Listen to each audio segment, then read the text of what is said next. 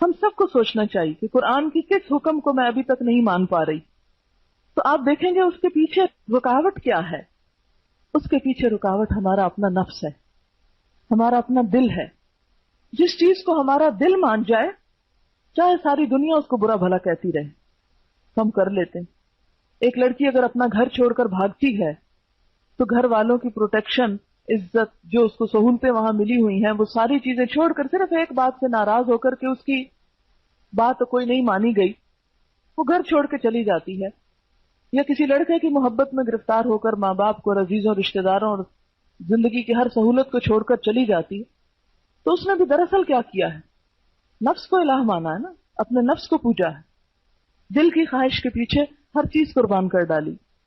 تو اسی طرح کوئی بھی ایسا کام کہ جو کتاب اللہ سے ٹکراتا ہو، تو اس میں بھی ہم دیکھیں گے کہ ہم عمل اسی وقت چھوڑتے ہیں جہاں ہماری مرضی کے خلاف ہو رہی ہو. کو بات معاشرے کے خلاف ہم اس پہ بھی سٹینڈ لے لیتے ہیں، اپنے والدین کے خلاف اس کو بھی چھوڑ دیتے ہیں.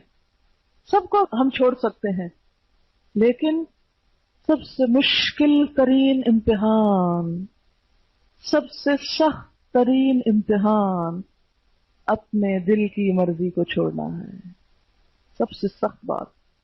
کل ہی کوئی مجھے قصہ سنا رہا تھا کہ ایک لڑکی کا واقعہ، کہ اس لڑکی کو ہر ایک نے سمجھایا، رو رو کے سمجھا. کسی لڑکے کے ساتھ بھاگ گئی، اور بہت ویل آف گھرانے کی لڑکی تھی، اور بھاگی بھی کس کے ساتھ؟ ایک مزدور کے ساتھ جو ڈیلی ویجز پہ کام کرتے. اب ظاہر ہے کہ ایک خاندانی لڑکی ہو، اور اس کے بعد کی شرافت کی پوری دنیا داد دیتی تھی کہ یعنی اتنا پائس انسان اور اتنا نیک اور اتنا.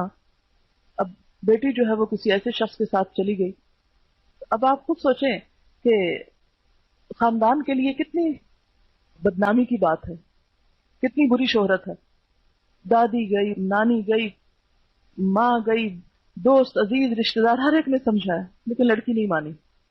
اب آپ خود سوچیں کہ کیا چیز ہے جس نے ساری دنیا ایک طرف کروا دی، اور ایک گھٹیا سی چیز. گھٹیا اس لحاظ سے تو نہیں، نعوذ باللہ، ہر انسان باعزت اور ہر، لیکن اسلام میں جو کف ہے نا کہ آپ جس فیملی بیک گراؤنڈ سے خود ہیں، ایٹ لیسٹ اتنا تو آپ کا جہاں آپ شادی کر رہے ہیں اس کا لیول ہونا چاہیے، کیونکہ بعد میں پھر بڑی مشکلات پیدا ہوتی ہیں.